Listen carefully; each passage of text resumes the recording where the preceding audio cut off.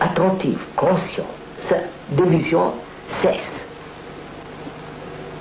Vous comprenez? Donc il y a une relation directe. Voilà. Dans cette relation directe, il n'y a pas de jalousie, il n'y a pas de tout ce... Il n'y a plus de conflit. Si je me vois avec mes images, elles s'atténuent. Voilà. J'en ris un peu. Voilà. Vous savez, l'image a un rôle très grand chez les hommes. L'image, vous savez, des dieux, Oui. de la Seigneur. Oui. Vous comprenez? Oui. Cette image divise les hommes. Vous savez, c'est quelque chose de formidable. L'autre jour, en Angleterre, j'ai entendu un prêtre disant, vous savez, on lui a demandé qu'est-ce qu'il pensait de toutes les religions à l'Orient et tout ça. Il dit, vous savez, ils ont tous un peu de vérité. Moi, nous avons la vérité suprême parce que nous avons Jésus-Christ. Oui. C'est son conditionnement, vous comprenez? Oui. C'est son image. Oui. Cette image divise les gens. Oui. Même en disant il faut aimer, il faut... Il faut. Voilà. Mais l'approche de Dieu, est-ce qu'elle vous paraît pourquoi? Vous savez, ça, c'est une question très complexe parce que vous savez, d'abord, si on veut trouver quelque chose vraiment au-delà de la pensée humaine, il faut abandonner toutes les croyances, tout, vous comprenez? Pas d'avoir peur de mourir, vous savez, peur, parce que ça distord, comment? Oui. Distord. Oui. Donc il faut abandonner toute la croyance, la peur, de l'arrogance, la vanité, tout ça. Donc quand on abandonne tout ça, il faut avoir une mentalité méditative, vous savez. Oui, méditative. Vous savez, l'Occident, toutes ces activités, la moralité, tout ça, c'est basé sur la pensée. Sur la pensée. La pensée est la mesure. En Orient, c'est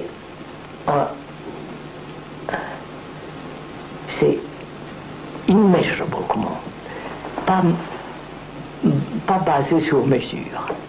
Le Dieu, s'il existe, doit être quelque chose pas basé sur mesure. Incommensurable. Incommensurable. Voilà.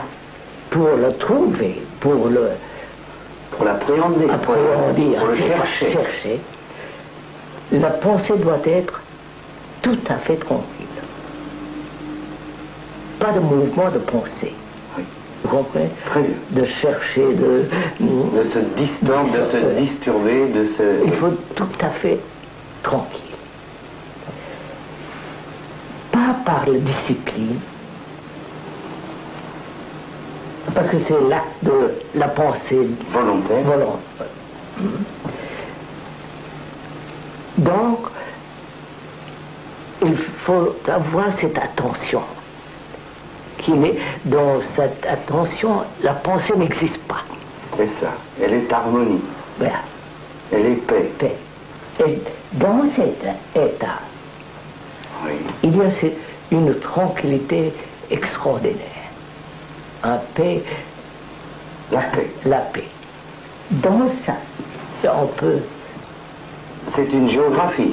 Dans cet état, vous dites, on peut recevoir, voir, percevoir, tout. Vous savez,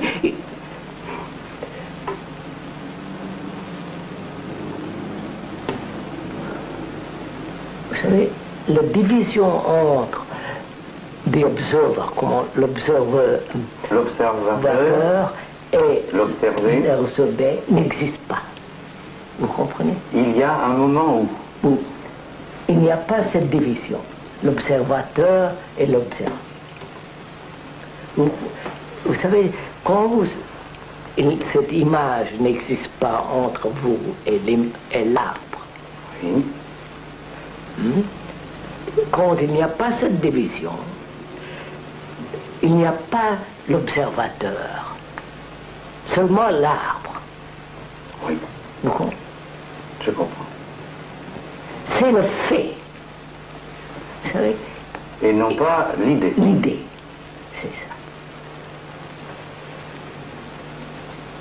Nous avons créé Dieu selon des idées. Vous comprenez ce que vous avez dit? Oui, oui. Nous avons des images de Dieu parce que nous avons peur, hein? Nous voulons tant de choses, et la peur de la mort. Donc nous avons créé un Dieu selon nos images, nos conditionnements. L'hindou a son image de Dieu, le chrétien a l'image de son Dieu, c'est de la propagande. Et vous dites la vérité de Dieu, elle est hors de tout ça, hors de tout ça. Vous en parlez néanmoins. Est-ce que vous vous approchez hors des images? Oh oui, autrement, oh oui. D'abord, il ne faut pas être un hindou, ni un catholique, protestant, ni communiste, où je peux trouver ça. Et vous n'êtes plus cela, vous? Non. Vous pensez avoir justement atteint cette paix quelquefois? Oui. Oui. Vous voyez tant de gens aussi dans le monde qui cherchent mal, n'importe comment. Mais quand nous sommes, ce n'est pas moi qui demande, c'est eux qui demandent à travers moi, avez-vous quelque entrevue au-delà justement des images, cette vérité-là? Sûrement, autrement je ne parlerai pas de tout ça. Ce sera une chose irréelle, une chose fausse. C'est ce que vous appelez donc le fait. C'est ça. C'est le fait de Dieu.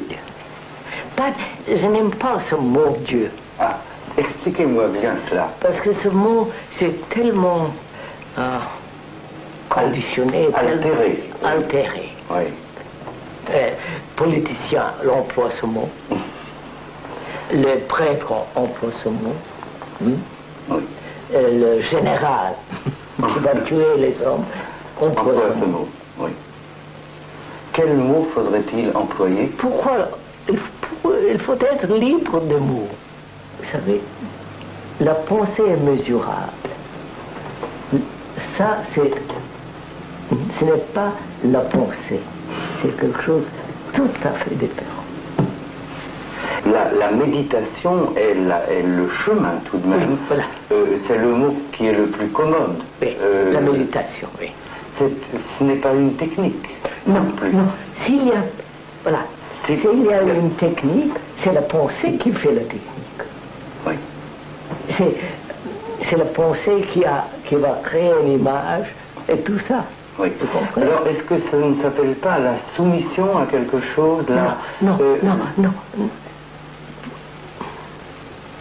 Vous savez, qui va soumettre? Qui va se soumettre? Soumettre. Oui. La pensée. Encore elle. Oui.